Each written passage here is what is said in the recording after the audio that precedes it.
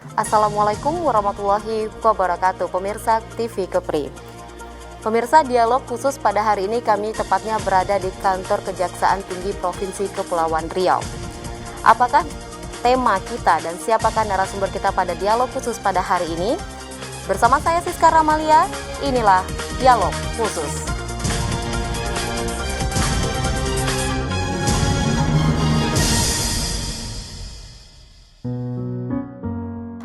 Baik pemirsa, salah satu program nawacita Presiden Republik Indonesia yaitu membangun Indonesia dari pinggiran dengan memperkuat daerah-daerah dan desa dalam rangka menjaga kesatuan Republik Indonesia.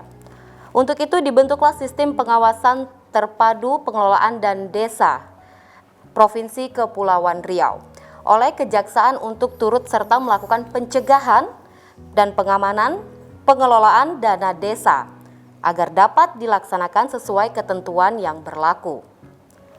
Apa dan bagaimana pengawasan terpadu pengelolaan dana desa tersebut? Untuk itu, kami hadirkan dialog khusus pada hari ini. Dan pemirsa, pada hari ini saya tidak sendiri, melainkan saya didampingi oleh Bapak Jendra Firdaus selaku Kasih Penerangan Hukum Kejati Kepri. Dan pemirsa, langsung saja kita sapa rekan saya pada hari ini yaitu Bapak Jendra Firdaus selaku Kasih Penerangan Hukum Kejati Kepri. Assalamualaikum Pak. Waalaikumsalam warahmatullahi wabarakatuh. Terima kasih sebelumnya Pak sudah menyempatkan waktu dan bersedia pada hari ini menjadi rekan saya di Dialog Khusus TV Kepri. Baik. Oke, bisa dijelaskan mungkin tema kita pada hari ini Pak?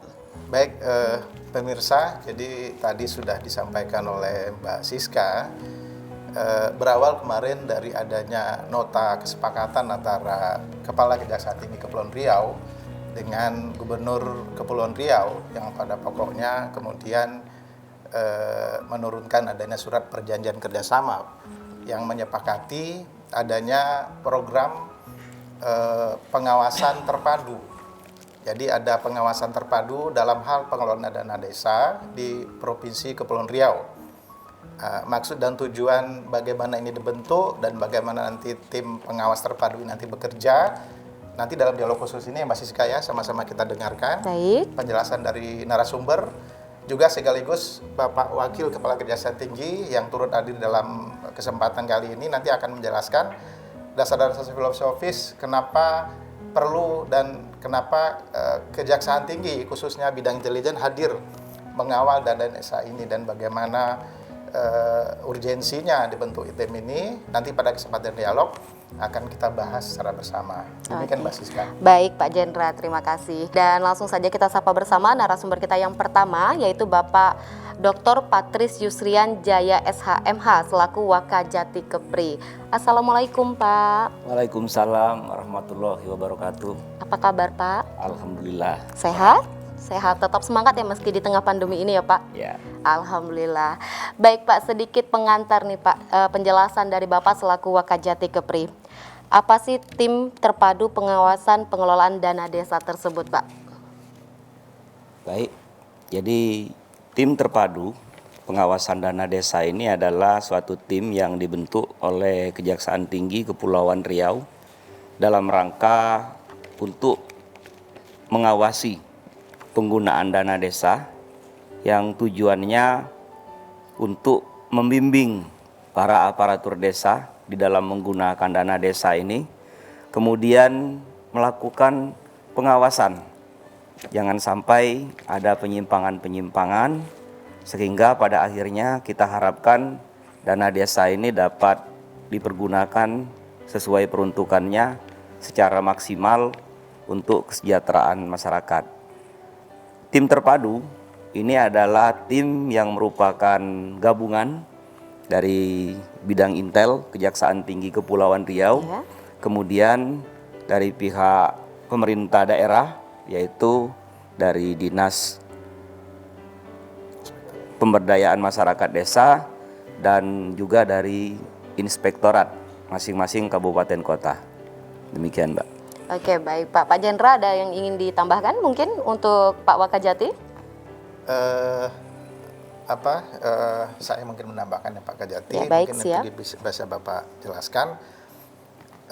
dibentuk tim ini juga dilatar belakangi dengan pemikiran bahwa masih banyak kepala desa ataupun aparat pelaksana pengelolaan desa di desa itu masih minim dalam hal bagaimana mengelola dana desa. Artinya mereka seringkali tidak tahu cara membuat pertanggungjawaban. Oke. Kemudian juga selain masalah integritas dan kemudian juga adanya informasi ke bidang intelijen, masih banyaknya ditemukan penyimpangan ataupun laporan masuk terkait dugaan penyimpangan pengelolaan dana desa. Oleh karenanya, kita harapkan dengan dibentuknya tim ini, diharapkan nanti kepala desa itu punya keberanian untuk lebih bertindaknya, tidak ragu-ragu, takut salah, dan kemudian juga penyerapan dana desa lebih optimal, dan juga nanti ada warning juga dari bidang intelijen bahwa dengan pendampingan bukan berarti kepala desa itu merasa di backup dan kemudian menjadi kebal hukum, tidak, tetapi tetap mereka harus sesuai dengan koridornya. Lalu tim ini juga merupakan suatu upaya integrasi. Jadi dari penyempurnaan mungkin sebelumnya sudah banyak tim-tim pengawas, tapi kita harapkan tim terpadu ini lebih menyempurnakan sistem yang sudah ada sebelumnya. Oke, jadi bukan berarti harus kebal hukum ya, Pak ya. Baik. Baik, terima kasih. Dan selanjutnya narasumber kita yaitu Bapak Agustian Sunaryo SH CNMH selaku Asisten Intelijen Kejaksaan Tinggi Kepri. Assalamualaikum Pak, apa kabar? Waalaikumsalam, terima kasih. Sehat? Alhamdulillah, kelihatan masih semangat ya Pak ya. Amin. Meski di tengah pandemi ini. Baik Pak, tadi sudah dijelaskan sedikit oleh Bapak Wakajati terkait tentang tim terpadu pengawasan pengelolaan dana desa. Mungkin Bapak bisa menambahkan sedikit, Pak. Baik, terima kasih. Jadi mungkin bermula dari TUSI, Lembaga Kejaksaan itu sendiri. Secara umum mungkin masyarakat hanya mengetahui bahwa tugasnya adalah dalam bidang penuntutan. Nah, sebetulnya banyak bidang-bidang lain atau TUSI-TUSI lain yang dimiliki oleh kejaksaan. Baik bidang perdata dan tata usaha negara, kemudian juga melakukan penyidikan tindak pidana tertentu. Dan dalam hal ketertiban dan ketentraman umum, kejaksaan mempunyai fungsi meningkatkan kesadaran hukum masyarakat dan melakukan mengamankan kebijakan pemerintah dalam penegakan hukum. Nah, kaitannya dengan dana desa ini, tentu kejaksaan mempunyai kewajiban juga untuk meningkatkan kesadaran hukum masyarakat, khususnya aparatur desa, kemudian juga mengamankan kebijakan nasional. Dalam hal ini kita ketahui bahwa di Provinsi Kepri ini ada 275 desa. Jadi setiap tahun kurang lebih 276 miliar Kak Kadis ya, anggaran yang dikucurkan untuk desa. Tentunya ini program pemerintah itu harus didukung dan jangan sampai niat baik dari pemerintah pusat itu tidak terlaksana secara optimal. Kejaksaan Tinggi melakukan pemetaan melalui bidang intelijen terkait dengan database, kemudian problematika, termasuk potensi-potensi masalah dalam pengelolaan dana desa. Kemudian diketahui bahwa masih terdapat dalam kurun waktu 2 tahun ada 10 perkara tindak pidana korupsi. Dan ini tidak menutup kemungkinan sebagai fenomena gunung es, sehingga tidak menutup kemungkinan masih ada perkara-perkara lain. Belum lagi perbuatan-perbuatan yang menyangkut pelanggaran atau maladministrasi. Nah itu jadi dari hal tersebut kemudian kita bersama-sama berkomunikasi, berdiskusi dengan stakeholder terkait. Ini yang leading sektornya mungkin dari Dinas Pemberdayaan Masyarakat Desa, Pak. Kami berkoordinasi dengan inspektorat juga, Biro Hukum, dan bagaimana kita melakukan upaya peningkatan pembinaan maupun pengawasan. Nah, jadi dari hal itulah kemudian kita berembuk, disepakatilah antara Kejati dengan pemerintah Provinsi Kepri untuk membentuk tim. Itu mungkin. Oke, baik Pak. Ya, dari untuk mengelola di Provinsi Kepulauan Riau itu ada 275 desa Pak ya. Kemudian dibentuk tim itu. Nah, siapa saja tim itu selain Kejati? Kemudian tadi ada Bapak sebutkan dari PMD Provinsi Kepri juga, dan bagaimana bentuk kerjasamanya Pak? Baik, terima kasih. Mungkin anggota timnya kita melibatkan stakeholder terkait termasuk kepolisian. Jadi ada pemerintah desa, pemerintah daerah, Pemda, kemudian juga dari kepolisian APH-nya dengan kejaksaan. Iya. Jadi nanti masing-masing stakeholder ini tentu mempunyai peran yang berbeda. Iya, benar Dari sekali. pembinaan, mungkin dari Dinas Pemberdayaan Masyarakat Desa melakukan pembinaan secara teknis, pelaksanaan bagaimana sih pengelolaan nih seperti apa. Seperti apa? Nanti kemudian dari Inspektorat, Kejaksaan dan Kepolisian tentu kaitannya dalam hal bagaimana risiko-risiko hukum atau modus-modus dalam modus-modus kejahatan dalam pengelolaan dana desa. Dan nanti sementara ini sudah dibentuk tanggal 17 Juni kemarin ada nota kesepakatan ditindaklanjuti dengan perjanjian kerjasama dan ada pembentukan tim terpadunya. Selanjutnya hari Rabu kemarin tanggal 29 Juni sudah dilakukan juga sosialisasi oleh tim ke tingkat stakeholder tingkat kabupaten. Tingkat kabupaten. Nanti harapannya tingkat kabupaten juga melakukan atau membentuk tim yang sama. Yang sama. Nah, kemudian tadi sudah dilakukan sosialisasi oleh tim juga kepada kepala desa seluruh Kepri dengan didampingi ada juga tim pendamping. Cara kerjanya nanti mungkin dari tingkat kabupaten inilah yang langsung kan berhubungan dengan Kepala desanya kepala secara desa. langsung. Nanti kita mencoba tujuannya tentu di tingkat provinsi ini bukan berarti bahwa pengawasan itu sebelumnya tidak ada. Ya. Ada, cuman kami berupaya terus untuk meningkatkan baik dari sisi efektivitas maupun efisiensi. Oke, baik Pak. Jadi telah dibentuk pada tanggal 17 Juni 2021 dan pada tanggal 29 Juni sudah melakukan pengawasan atau sosialisasi ke tingkat kabupaten kota ya Pak ya. Baik, terima kasih. Bapak-bapak mohon maaf sebelumnya kita jeda sesaat boleh? Baik pemirsa TV Kepri, kita jeda sesaat. Jangan kemana-mana, tetaplah bersama kami di Dialog Khusus.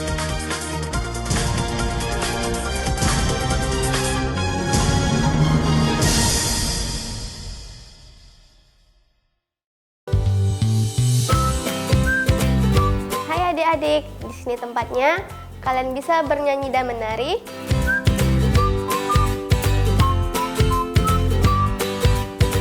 Bermain dan belajar bersama. Juga menggambar serta mewarnai bersama. Jangan lupa ya, saksikan terus Bintang Kecil hanya di TV Kepri.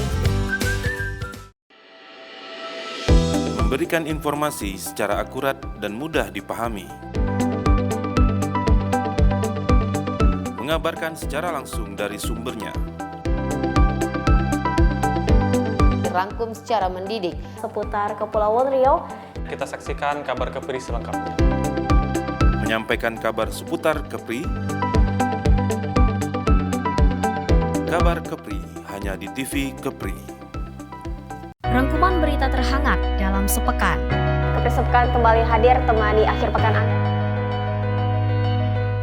Memberikan informasi yang aktual dan terpercaya. Kepri Sepekan hanya di TV Kepri. Menampilkan budaya Kepulauan Riau dari kesenian maupun adat istiadat. Jadikan budaya Kepulauan Riau sebagai bunda tanah Melayu.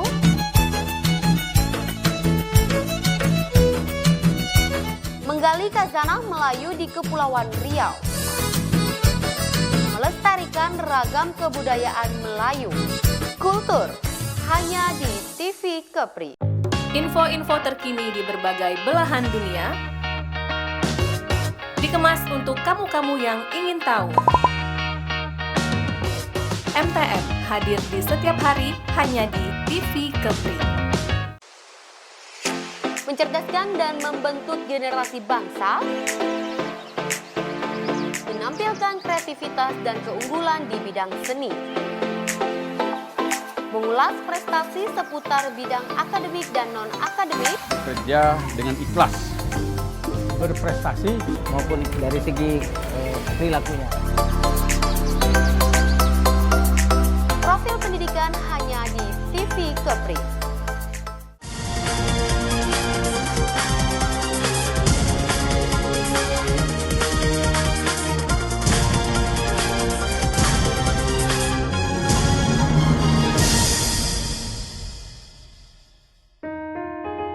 Baik pemirsa TV Kepri, terima kasih Anda masih bersama kami. Sudah dijelaskan sedikit tadi oleh Pak Wakajati Kepri terkait tim terpadu pengawasan pengelolaan dana desa ini.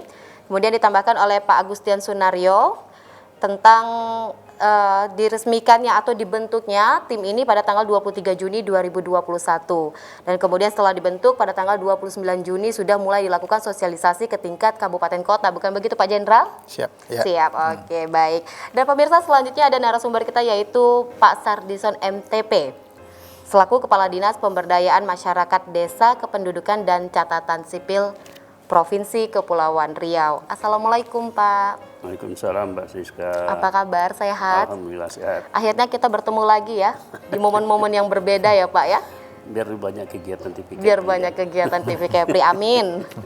Baik Pak, sejauh ini berarti PMD merupakan tim terpadu pengawasan pengelolaan dana desa. Apa sih Pak tugas dan tupoksi dari PMD ini? Ya, terima kasih Mbak Siska. Tadi Pak Jenderal, Pak Waka, Pak Patris dengan Pak Agustian asistente sudah menjelaskan panjang lebar tentang pengawasan dana desa.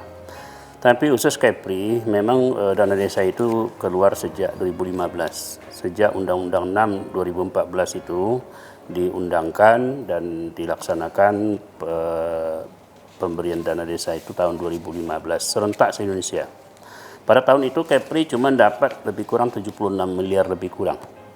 Tapi tahun ini 2021 itu naik jadi 276. Jadi hampir 3,5 kali lipat dari dibandingkan 5-6 tahun yang lalu. Artinya apa? Ada kepercayaan pemerintah, ada keinginan pemerintah, karena Presiden berapa kali menggaungkan kita membangun dari pinggiran. Karena di pinggiran itu artinya konotasinya desa. Tidak ada pinggiran perkotaan, itu tak ada. Karena perbatasan kita pun belum ada yang bersifat perkotaan. Karena itu gaung-gaung untuk membangun dari pinggiran itu.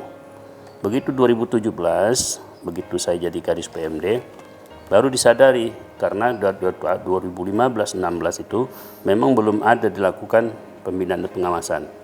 Padahal itu salah satu bagian dan tanggung jawab gubernur di situ. Karena itu 2017 juga dibentuk tim yang cukup sederhana lah, karena juga memenuhi kewajiban dan itu juga melibatkan beberapa stakeholder. Namun efektivitasnya tahu sendirilah, PMD ini kan tidak paham tentang hukum, tidak paham tentang ini, hanya pembinaan teknis saja, meyakinkan secara secara sosialisasi, kemudian pembinaan supaya betul-betul menjalankan dana desa itu dengan baik. Tapi sekali lagi di kabupaten juga ada dinas PMD, di kabupaten juga ada inspektorat. Kita ingin juga masing-masing berdayakan. Tapi tadi disampaikan oleh Pak Asisten Intel, sinyalemen ini tidak cukup. Ternyata dana desa itu menarik semua orang untuk memperhatikan karena apa? Karena memang kemampuan kepala desa, aparat kepala desa, perangkat desa itu minim dalam bidang administrasi, di bidang hukum. Karena itu perlu ada upaya bersama tentang bagaimana pembinaan dan pengawasan dana desa itu. Oleh karena itu saya sangat mendukung dan menanggapi positif ada tim terpadu yang diperbaharui, yang lengkapi, yang diperbanyak, yang solid gitu. Saya juga melihat ada penambahan struktur yang lengkap dari semua stakeholder, mulai dari Biro Hukum, Inspektorat, ada Kanwil Perbendaharaan, ada kepolisian. Kepolisian juga ada 2 unit di situ. Ada Binmasnya, ada intelijennya. Saya pikir juga di Kejaksaan. Itu sebuah ide yang memang perlu kita dukung bersama. Tapi tidak cukup juga sebenarnya, harus ada dukung masyarakat. Sekali lagi kalau masyarakat tidak mendukung, kepala desa tidak mendukung, kabupaten kota tidak mendukung, kabupaten maksudnya kota tidak desa tidak mendukung, itu tak bisa jalan juga tim-tim yang sudah dibentuk ini. Makanya tadi sepakat juga dengan Pak Asisten Intel, di kabupaten bentuk juga lah. Bentuk juga lah sebagai perpanjangan tangan provinsi yang langsung berhubungan dengan masyarakat, desa, supaya melakukan yang sama, supaya rentang kendalinya juga tidak terlalu jauh. Itu Mbak Siska. Berarti sejauh ini untuk tingkat kabupaten kota itu belum terbentuk tim ini ya Pak, berarti kita masih mengatasnamakan provinsi. Iya, betul.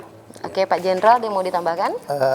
Mbak Siska, mungkin menarik karena beliau adalah Dinas Pemberdayaan Masyarakat Desa. Mungkin kita semua yang hadir di sini dalam dialog khusus ini perlu tahu sesungguhnya bagaimana Pak mekanisme penyaluran dana desa ini sehingga diterima oleh kepala desa. Artinya dengan kita tahu mekanisme dan juga pertanggungjawabannya secara keuangan, nanti mungkin tim juga bisa melakukan observasi kira-kira di titik mana potensi penyimpangannya gitu loh, sehingga upaya-upaya pencegahan terjadinya tindak pidana lebih bisa dieliminir oleh tim.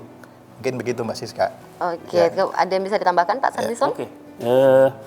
Memang ada aturan, ada aturan di sini, ada Kementerian Keuangan, ada Kementerian Desa, ada Kementerian Dalam Negeri. Ada 3 kementerian yang mengatur khusus tentang pembinaan, penyaluran dan dana desa itu.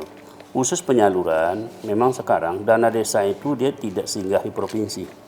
Dia langsung masuk ke rekening umum daerah di kabupaten, sudah harus ditransfer lagi ke rekening umum kas desa, RKUD. Jadi tak boleh mampir lama-lama di kabupaten. Dan di provinsi tidak mampir. Tapi walaupun tidak mampir, ini kan pertanyaan kritis juga. Begitu tidak mampir, kenapa provinsi ikut campur? Kan begitu. Mengapa harus itu? Karena tanggung jawab kita, provinsi itu mewakili pemerintah pusat, bahwa kewajiban kita semua melakukan pengawasan, pembinaan, dan meyakinkan dana desa itu bisa berjalan dengan baik. Memang hal-hal krusial itu lebih kepada bukan saja penyalurannya, tapi lebih kepada pelaksanaan.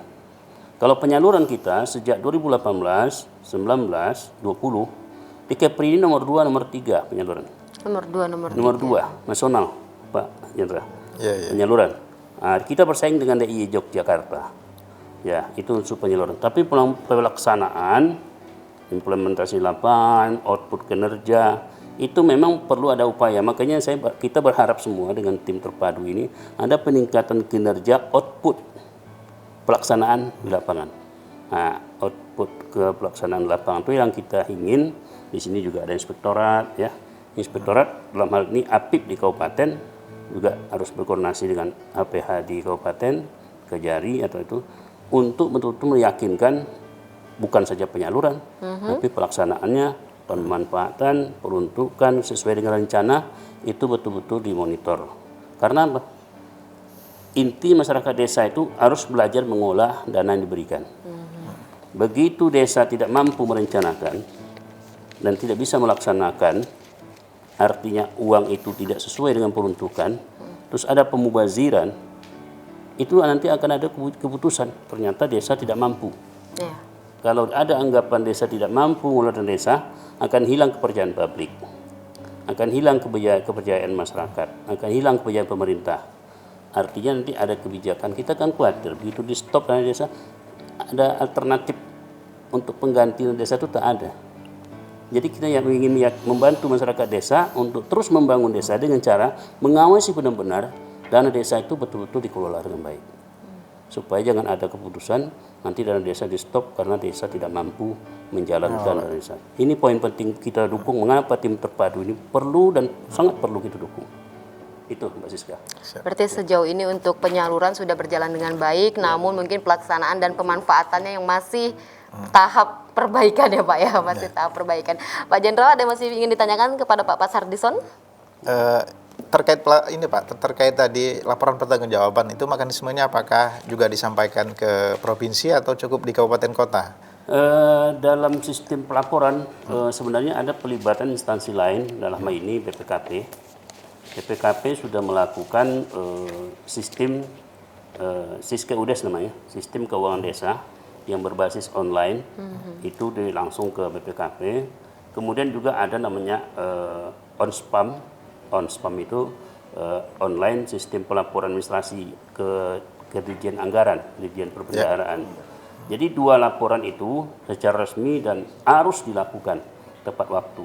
Hanya saja untuk laporan ke provinsi dari desa memang tidak ada klausul menyatakan seperti itu. Karena tidak ada klausul, kita pun Inspektorat Provinsi juga hanya tergantung kasus-kasus tertentu. Tapi di kabupaten diberikan amanah untuk itu. APIP kabupaten, inspektur kabupaten melakukan lebih luas kewenangannya daripada audit provinsi. Nah, karena keterbatasan kemampuan itu, tak mungkin aspek-aspek hukum lain, pelanggaran-pelanggaran lain diselesaikan oleh APIP dan segala macam. Perlu dukungan APH, perlu dukungan polisi untuk Babin Kamtipmasnya itu juga ikut mendampingi kepala desa. Perlu adanya dukungan administrasi, pembinaan teknis administrasi oleh PMD-nya. Perlu ada camat juga sebagai wakil bupati di kecamatan untuk membina desa tentang pencairan segala macam. Sistem yang lebih banyak itu yang sebenarnya perlu ada upaya sistematis secara bersama sesuai dengan tusi yang tadi Pak Asisten sampaikan juga dan Pak Jenderal sampaikan supaya lebih maksimal output dan kinerja penggunaan dana desa itu. Itu Mbak Siska. Ya. Oke, baik, terima kasih. Gimana Pak Jenderal penyimpulan dari penyaluran dana desa tadi oleh mungkin PMD? Untuk lebih terangnya kita perlu tanyakan ke Pak Jarod. Pak dari Jarod, oke, Inspektorat. baik. Oke, kita jeda dulu ya Pak. Kita iklan dulu Pak Jarod. Mohon maaf, kita jeda dulu, boleh Bapak? Baik, terima kasih Pak. Baik pemirsa TV Kepri, kita jeda kembali. Usai jeda kita akan kembali lagi bersama kami di Dialog Khusus.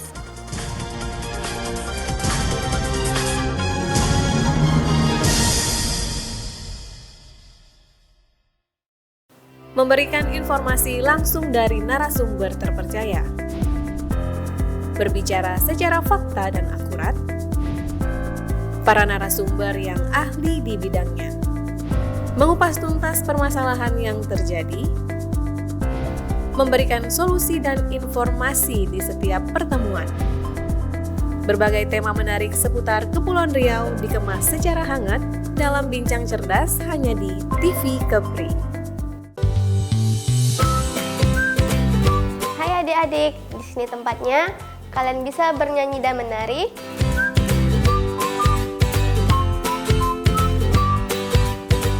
Bermain dan belajar bersama. Juga menggambar serta mewarnai bersama. Jangan lupa ya, saksikan terus Bintang Kecil hanya di TV Kepri. Rangkuman berita terhangat dalam sepekan. Kepri Sepekan kembali hadir temani akhir pekan Anda. Memberikan informasi yang aktual dan terpercaya. Kepri Sepekan hanya di TV Kepri. Menampilkan budaya Kepulauan Riau dari kesenian maupun adat istiadat. Jadikan budaya Kepulauan Riau sebagai bunda tanah Melayu.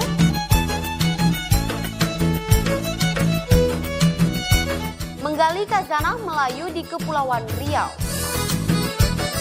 Melestarikan ragam kebudayaan Melayu. Kultur hanya di TV Kepri. Info-info terkini di berbagai belahan dunia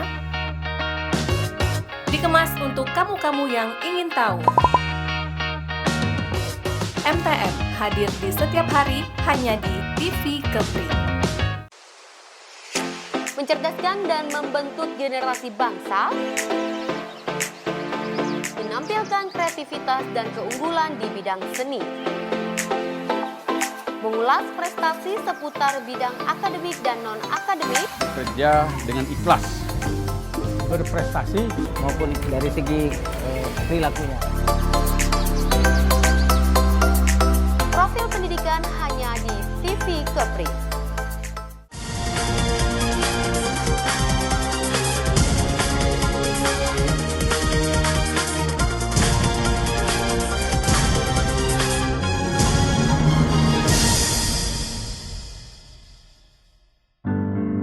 Baik pemirsa TV Kepri, kembali lagi bersama kami di Dialog Khusus dan masih bersama narasumber-narasumber kami yang luar biasa hebatnya ini pemirsa. Dan selanjutnya ada narasumber kami yaitu Pak Jarod Wibowo SE selaku Sekretaris Inspektorat Provinsi Kepri. Assalamualaikum Pak. Waalaikumsalam Kak Siswa. Apa kabar? Alhamdulillah. Kelihatan dari tadi ketika narasumber yang lain berbicara Bapak kelihatan tenang. Tenang atau lagi menghafal nih Pak? Oke, Pak Jarod, apa sih peran inspektorat pada tim terpadu pengawasan pengelolaan dana desa ini Pak? Baik, terima kasih Kak Siswa. Baik. Di dalam tugas kami selaku anggota dari tim terpadu pengawasan dana desa, fungsi kami inspektorat selaku aparat pengawasan internal pemerintah, tentu saja kita lebih cenderung ke hal pengawasan. Tapi pengawasan itu dalam arti luas. Di situ tugas kami pengawasan yang pertama adalah consulting atau fungsi konsultan. Siapapun boleh hadir, terutama dana desa, berarti bapak-bapak atau pengurus desa datang ke kantor kami, baik tertulis maupun datang, kita layani dengan sebaik-baiknya. Juga consulting contohnya melalui acara ini, acara sosialisasi dan sejenisnya. Kemudian pengawasan berikutnya adalah quality insurance, menjamin tadi seperti yang dikatakan oleh Kepala Dinas PMD tadi, bahwa kita ada aturan yang mengatur penggunaan dana desa yang tahun ini mencapai 276 miliar. Baik aturan dari Kementerian Keuangan, karena uangnya dari kas negara, dari Kemendagri, dari Kementerian Desa, bahkan dari masing-masing kepala daerah, baik di tingkat provinsi maupun tingkat kabupaten. Fungsi kami meyakinkan tadi, apakah betul peraturan tadi diterapkan secara konsisten dan benar. Tapi tetap kami dalam melakukan pengawasan tidak kaku. Selama belum ada, kami kasih kesempatan mereka untuk melengkapi dengan kita tuntun. Baik dari sisi perencanaannya, karena tadi ada masukan waktu sosialisasi ke tingkat desa, justru yang paling fokus, paling berat bobotnya di perencanaan. Karena perencanaan kalau nggak salah, jangan harap di pelaksanaan dan pertanggungjawaban. Di perencanaan kita membantu, tentu saja tadi dengan wakil dari pemerintah pusat yang ada di Kepulauan Riau, BPKP, melalui sistem keuangan desa mau perencanaan. Di dalam perencanaan tentu saja didukung dengan dokumen-dokumen apa saja seharusnya, baik yang diterbitkan oleh kepala daerah maupun kelengkapan-kelengkapan dari kepala desa berupa peraturan desa, peraturan kepala desa, dan lain-lain. Sehingga semua di dalam perencanaan sudah dilaksanakan secara legal. Kedua, dari sisi meyakini pelaksanaannya. Apakah betul pelaksanaannya telah dilaksanakan sesuai perencanaan? Nah, kalau misalnya berubah, apalagi sekarang kan banyak berubah, ada COVID dan lain-lain. Boleh, asal ada revisi-revisi yang diperlukan, sehingga yang dipakai adalah dari revisi itu untuk perubahan itu yang dilakukan. Yang terakhir dari sisi pertanggungjawaban dan pelaporan. Kami meyakini juga apakah pertanggungjawaban betul seperti yang dilaporkan. Betulkah fisiknya sesuai output yang dilaporkan? Kita cek di lapangan. Betulkah kualitasnya sesuai yang direncanakan? Betulkah telah berfungsi untuk kepentingan masyarakat di semua aspek, baik dari pemerintahan, pembangunan maupun pemberdayaan masyarakat, bahkan pelaksanaan badan usaha milik desa. Terakhir, laporan keuangan yang standar sesuai ketentuan, karena laporan keuangan standar bisa dikompilasi, digabungkan. Jadi peran kami selama ini kita ada setiap tahun namanya program kerja pengawasan tahunan. Kami melakukan monitoring dan pengawasan keuangan dana desa. Jadi setiap kabupaten biasanya produk kami adalah laporan per kabupaten, jadi gabungan dari desa-desa. Di situ nampak tingkat penyerapan setiap kabupaten itu berapa. Kalau tidak tersalur apa masalahnya, kita berikan rekomendasi. Demikian juga tingkat output maupun outcome. Jadi di setiap kegiatan pembangunan pemberdayaan masyarakat desa maupun BUMDes tadi, bagaimana efektivitas prosentasenya, hambatan-hambatan kita laporkan juga berikut rekomendasinya. Demikian. Oke, baik. Ada yang mau ditambahkan Pak Jenderal? Begini Mbak Siska, Pak Jarod ini kan pengawas internal, artinya hari-harinya memang beliau ini mengawasi. Beda dengan beberapa yang lain yang mungkin dibentuk karena dibentuknya tim pengawas terpadu ini. Menarik yang perlu kita ketahui bersama, ini juga mungkin menjadi masukan buat anggota tim selaku pengawas internal, Pak. Mungkin Bapak bisa berbagi pengalaman. Kira-kira apa sih potensi penyimpangan yang sering kali terjadi di tingkat desa ini? Artinya kalau pengawasan tentu melihatnya ada bukan hanya potensi pidana, Pak ya, tapi juga mungkin sifatnya administrasi. Apakah selama ini perencanaannya sering salah, ataukah perencanaannya sudah bagus tapi pelaksanaan yang tidak salah, yang salah, ataukah memang integritas para kepala desa yang kurang, atau mungkin hanya karena kurang kemampuan sehingga tidak bisa menyerap anggaran. Ya, pada kesempatan dialog khusus ini kita minta Pak Jarod bisa sedikit memberikan informasi. Ya. Baik, terima kasih sebelumnya. Kalau menurut pengamatan kami di Kepulauan Riau sudah 12 tahun. Tahun ke-13 ini. Jadi kalau tingkat penyaluran sebenarnya Kepri bagus sekali, bahkan dikatakan nomor 2 tingkat nasional. Yang jadi permasalahan sekarang di pelaksanaan dan pertanggungjawaban. Sehingga tadi dikatakan oleh Bapak-bapak dari Kejati, ada beberapa kasus hukum. Artinya yang sudah sampai tahap itu memang kita nggak bisa membina lagi, terlalu parah. Yang ditanyakan Bapak tadi, apa penyebabnya ya? Kalau memang sudah dari awal dikondisikan begitu, artinya kita kasih nasihat melengkapi begini, melakukan ini perbaikan, atau terakhir nggak bisa diperbagi, ada setor ke kas desa supaya mengiringankan, tidak dilakukan juga, ya itulah efek terakhir. Tapi mudah-mudahan dengan adanya tim terpadu ini, kita koordinasi dengan kabupaten, kejadian yang lalu itu segera bisa cepat dipulihkan. Sehingga kalau bisa tidak sampai ke ranah hukum dan kepentingan masyarakat terlindungi, kalau ada kerugian desa segera dipulihkan. Berdasarkan pengalaman Pak, mungkin barangkali Apip selama ini pernah membuat laporan ke APH barangkali adanya penyimpang dana desa yang desanya tidak bisa dibina atau katakanlah memang sudah dianggap tidak punya integritas. Ini bukan semata tidak mampu membuat pertanggungjawaban, tapi memang mungkin sudah ada perencanaan yang konspirasi sejak awal. Barangkali ada pengalaman yang bisa disampaikan. Ya, baik, terima kasih. Sebenarnya kalau tupoksi dari Apip, laporan kami adalah ke kepala daerah, Pak. Satu, yang kedua kepada pihak yang menyalurkan dana. Sebagai contoh dana APBN pasti kita laporkan, contohnya tadi dana desa. Kita laporkan ke Kementerian Dalam Negeri, Kementerian Desa Tertinggal dan Kementerian Keuangan. Karena itu syarat utama disalurkan dana itu kepada wilayah Kepri. Kalau itu nggak ada, ditunda seluruh kabupaten terkena. Terus bagaimana hubungannya dengan APH? Itu biasanya per daerah beda-beda. Ada yang pihak polisi duluan ke kami untuk meminta data, atau pihak kejaksaan juga ada. Jadi biasanya kalau ada permintaan khusus, mungkin ada kasus yang tidak bisa dibina tadi, kami tentu saja membuka file yang ada. Gitu. Artinya kasus per kasus. Demikian, Pak. Oke, tadi sudah disampaikan oleh Pak Jarod itu bahwa dari inspektorat itu mengawasi itu mulai dari perencanaan, kemudian pelaksanaan sesuai rencana atau tidak, kemudian terakhir laporan pertanggungjawaban ya Pak Jarod ya. Baik, terima kasih. Selanjutnya pemirsa narasumber kita yaitu Bapak Zia Rahmat Ejis SHMH CLA selaku penyidik tindak pidana tertentu tata ruang auditor hukum Biro Hukum Provinsi Kepulauan Riau. Assalamualaikum Pak Zia. Waalaikumsalam Mbak Siska. Dari tadi duduk di ujung, posisinya cool sekali. Oke. Pak Zia, tadi kita sudah berbicara sama Kepala Dinas PMD, kemudian perwakilan dari Kejati dan perwakilan dari Inspektorat. Nah, saya ingin dengar sendiri apa sih tugas dan tupoksi dari Biro Hukum sendiri terkait tim terpadu pengawasan pengelolaan dana desa ini, Pak. Baik, terima kasih Mbak Siska. Tugas pokok dan fungsi Biro Hukum salah satunya adalah bantuan hukum. Memberikan bantuan hukum secara litigasi dan non-litigasi. Seluruh perangkat daerah, termasuk pemerintah desa itu juga bagian dari pemerintah. Jadi kami juga kadang memberikan bantuan hukum saat mereka minta legal opinion misalnya, atau mereka berdiskusi tentang administrasi pemerintahan.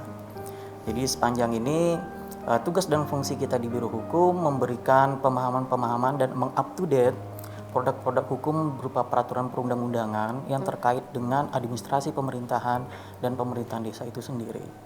Oke, dari tadi dari pelanggaran hukum itu Pak, apakah dikresi boleh bertentangan dengan undang-undang Pak? Misalnya ada yang melakukan dikresi atau merupakan kebebasan mengambil keputusan sendiri ya Pak ya? Baik, terima kasih Mbak Siska. Tadi sudah disampaikan oleh Pak Kajati, Pak Asintel, Pak Kadis dan Inspektur melalui sekretaris juga. Dinamika di desa itu memang luar biasa.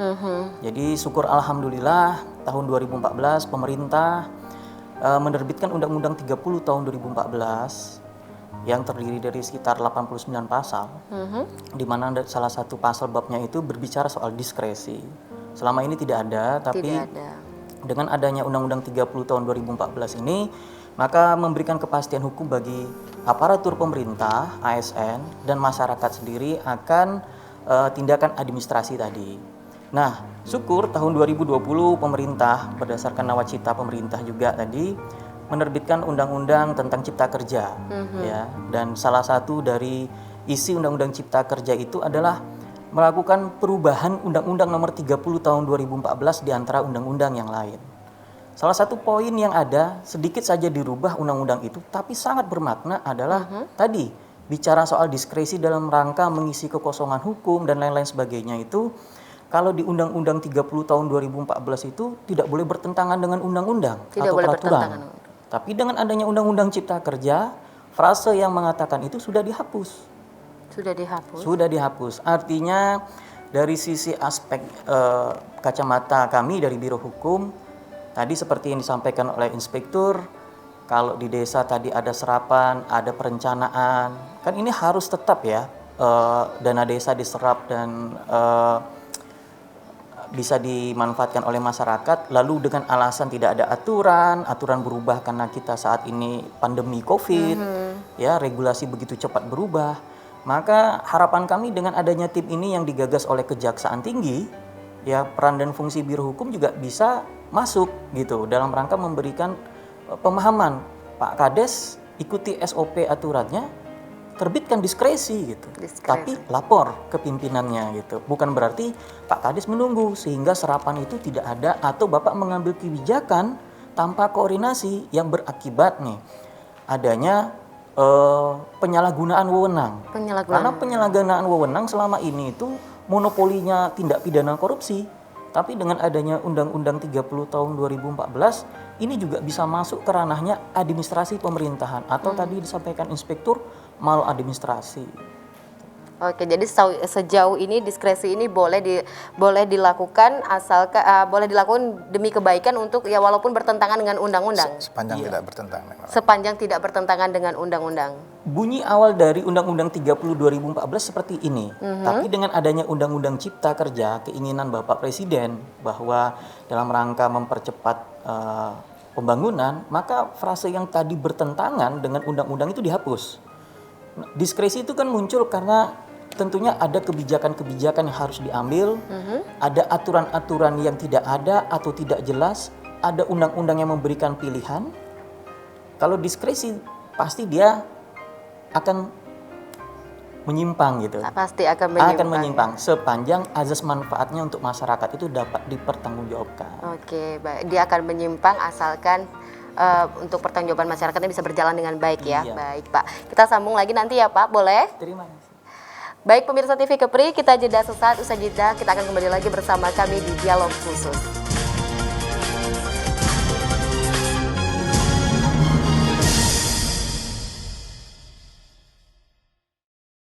Memberikan informasi langsung dari narasumber terpercaya.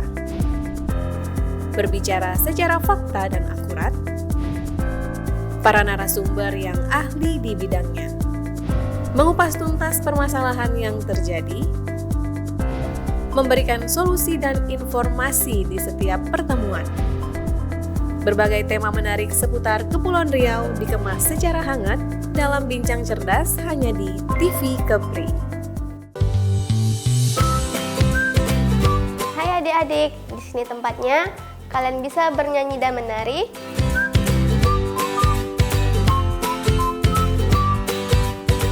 Bermain dan belajar bersama. Juga menggambar serta mewarnai bersama. Jangan lupa ya, saksikan terus Bintang Kecil hanya di TV Kepri. Memberikan informasi secara akurat dan mudah dipahami. Mengabarkan secara langsung dari sumbernya.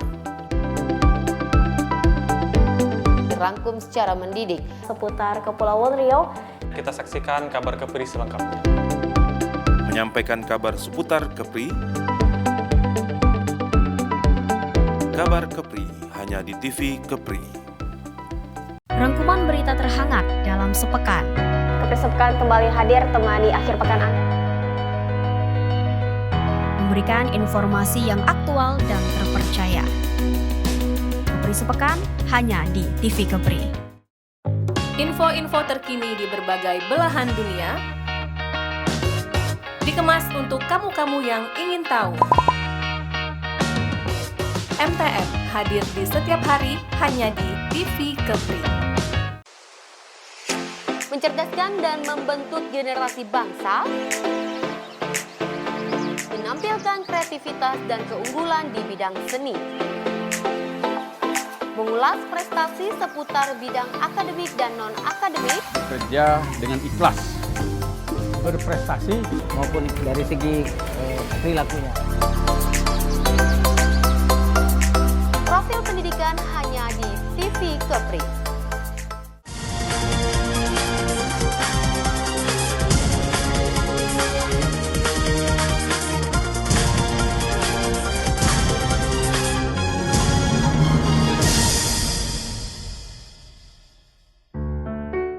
Baik pemirsa, terima kasih Anda masih bersama kami dan kita sambung lagi sedikit di segmen kita sebelumnya. Tadi sudah ya Pak Jenderal sudah disampaikan oleh perwakilan dari Biro Hukum dan perwakilan dari Inspektorat, dan diantaranya itu perwakilan dari Biro Hukum itu tentang diskresi ya Pak ya. Mungkin Pak Jenderal ingin menanggapi. Ya, menjadi menarik tadi kata-kata diskresi ini, saya khawatir nanti tidak mampu dicerna oleh para kepala desa ya, atau malah mungkin blunder terkait apa sih yang bisa disimpangi dan bagaimana konsekuensinya.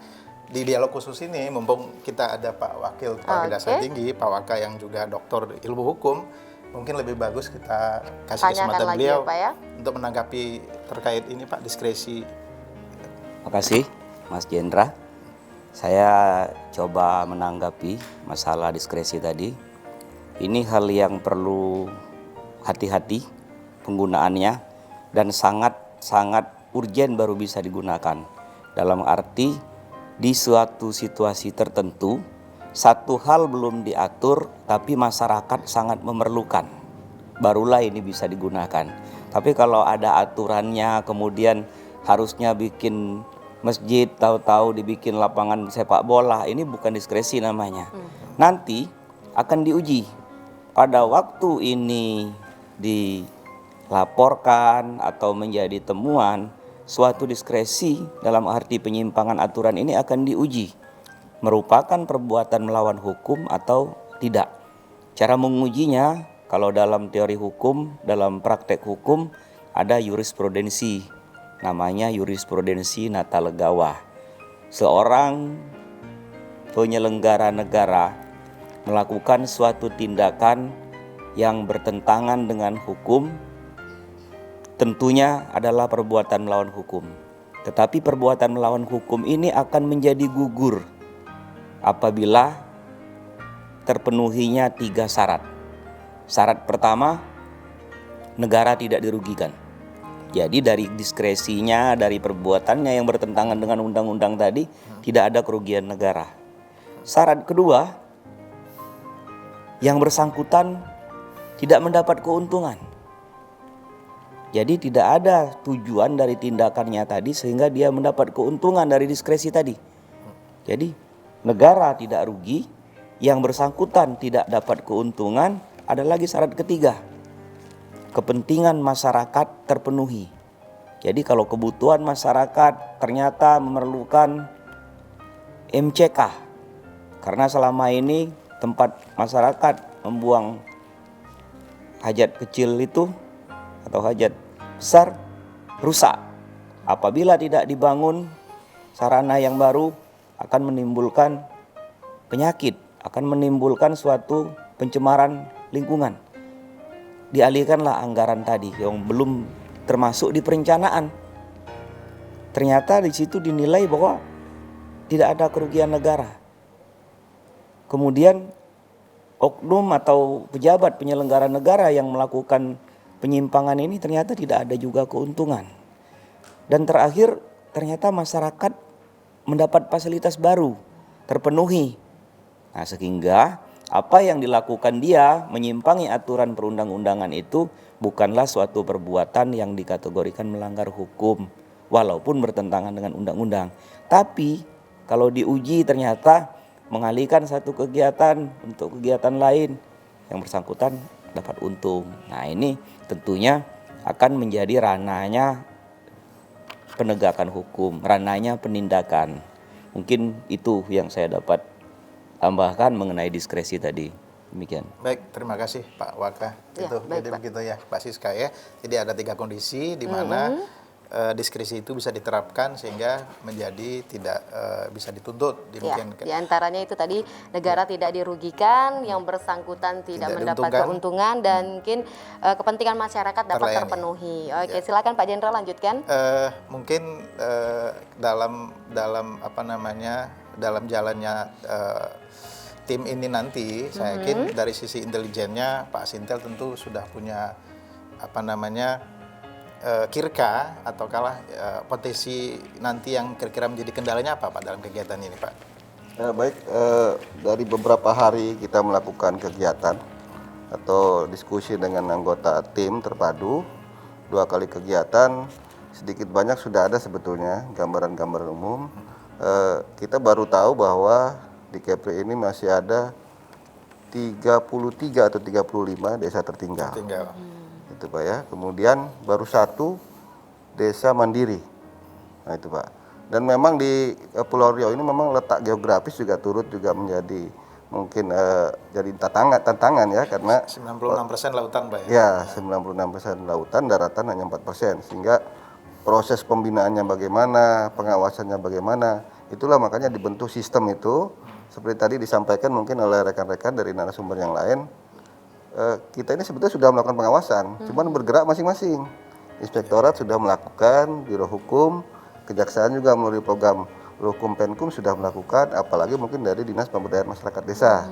Nah, tentunya dengan harapannya dengan dibentuknya tim terpadu ini, ayo kita sama-sama istilahnya bagaimana kita bersinergi, kita petakan dulu permasalahannya, masalah desa yang letaknya jauh. Kemudian ada beberapa tempat mungkin yang perlu juga menjadi atensi, karena disampaikan juga bahwa setiap desa, setiap daerah mempunyai karakteristik atau budaya yang berbeda dengan desa lain, kulturnya. Nah, itu mungkin Pak Jendra. Oke, baik, terima kasih Pak. Itu kendalanya ya diantaranya tadi ya Pak ya. Baik, yang terakhir untuk Pak Wakajati Kepri Pak.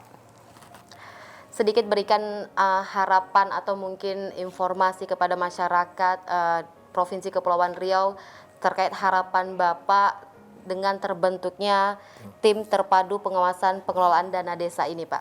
Silakan Pak. Terima kasih Mbak Siska. Iya Pak, silakan.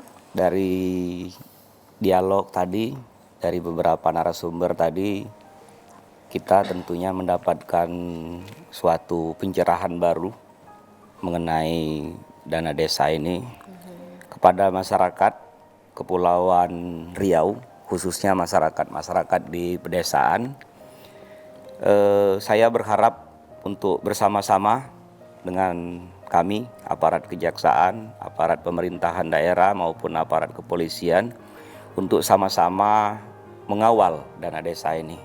Kita mengawal dalam arti mengamankan penggunaannya, mengamankan pelaksanaannya, termasuk mengamankan para aparatur yang melaksanakannya. Karena banyak dalam kejadian-kejadian yang terjadi di dalam penegakan hukum, para pelaksana dari dana desa ini tersangkut masalah hukum karena ketidaktahuan, karena tidak mengerti aturan, bukan karena kesengajaan. Yang demikian ini yang harus sama-sama kita lindungi, kita bimbing bersama supaya ke depannya dana desa ini dapat digunakan secara maksimal, berdaya guna dan berhasil guna. Sehingga upaya niat baik dari kami-kami ini tentunya tidak akan maksimal tanpa didukung sepenuhnya oleh masyarakat. Memang tindakan pencegahan bukanlah tindakan yang populer. Tindakan bekerja dalam sunyi, tidak diketahui manfaatnya secara langsung. Tapi tindakan pencegahan ini justru yang paling besar menyelamatkan anggaran negara. Mungkin masyarakat lebih tertarik mendengar ada aparat desa yang masuk penjara. Tapi kalau mendengar ada tim dari pemerintah daerah maupun kejaksaan melakukan penyuluhan atau melakukan bimbingan di desa-desa, ini sepertinya kegiatan yang biasa-biasa saja, tapi hasil kegiatan ini justru lebih luar biasa. Mungkin itu harapan saya kepada masyarakat di Kepulauan Riau, khususnya masyarakat di pedesaan. Ke depan saya yakin bahwa dengan adanya tim terpadu ini didukung penuh oleh masyarakat, dana desa di desa-desa di lingkungan Kepulauan Riau ini akan dapat digunakan secara maksimal dan bermanfaat juga secara maksimal untuk masyarakat. Demikian. Baik, terima kasih Pak. Semoga adanya tim terpadu ini bisa berjalan dengan baik ya semuanya. Bapak-bapak, saya sebelumnya mengucapkan terima kasih atas waktunya. Semoga dengan dibentuknya tim ini dapat lebih baik ke depannya untuk pengelolaan dana desa dan diberikan kelancaran dan kesuksesan. Amin. Baik Pak Jendra, ada yang ingin disampaikan? Mungkin sebagai penutup ya. Oke, silakan Pak. Penerangan Hukum Kejaksaan Tinggi Riau juga sedikit mengkampanyekan bahwa kita penerangan hukum juga ambil bagian dalam tim ini dalam hal ingin mempublikasikan bahwa ini adalah salah satu kinerja positif kami, dan tentu ini juga dalam rangka upaya pencegahan sebagaimana tadi disampaikan oleh asisten intelijen bahwa kita juga ikut dalam salah satu tusi kita, tugas pokok fungsi kita yaitu dalam rangka penegakan hukum dan mengamankan kebijakan penegakan hukum. Oleh karena itu, kami penerangan hukum hadir dalam rangka menyebarluaskan informasi dan kami mengharapkan keberhasilan kegiatan pengawasan terpadu ini pada akhirnya bisa benar-benar mengoptimalkan penggunaan dana desa dan juga sekaligus meminimalisir adanya penyimpangan dalam hal tidak pidana. Demikian Mbak Siska. Jadi semoga dengan adanya tayangan ini pemirsa di rumah juga lebih mengenal dengan adanya tim terpadu ini ya Pak ya. Baik. Sebelumnya saya mengucapkan terima kasih atas waktunya Bapak-bapak. Semoga kita bisa jumpa di lain waktu. Assalamualaikum warahmatullahi wabarakatuh. Waalaikumsalam warahmatullahi wabarakatuh. Baik pemirsa, usai sudah dialog khusus kita terkait tim terpadu pengawasan pengelolaan dana desa dengan beberapa orang narasumber kita yang sangat luar biasa sekali. Dan semoga dengan tayangan ini Anda lebih mengenal lagi apa itu tim terpadu pengawasan pengelolaan dana desa. Di akhir kata, saya Siska Ramalia beserta kerabat kerja yang bertugas mengucapkan terima kasih atas kebersamaan Anda. Wassalamualaikum warahmatullahi wabarakatuh. Salam TV Kepri.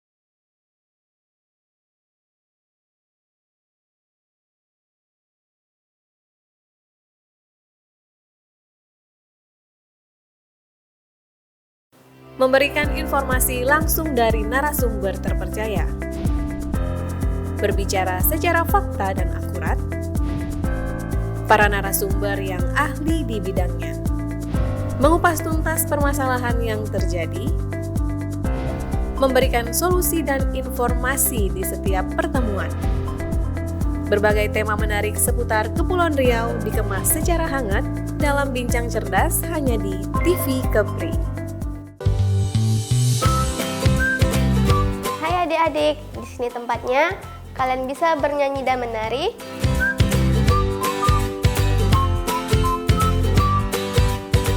bermain dan belajar bersama, juga menggambar serta mewarnai bersama. Jangan lupa ya, saksikan terus Bintang Kecil hanya di TV Kepri. Memberikan informasi secara akurat dan mudah dipahami. Mengabarkan secara langsung dari sumbernya. Dirangkum secara mendidik seputar Kepulauan Riau. Kita saksikan kabar Kepri selengkapnya. Menyampaikan kabar seputar Kepri. Kabar Kepri hanya di TV Kepri.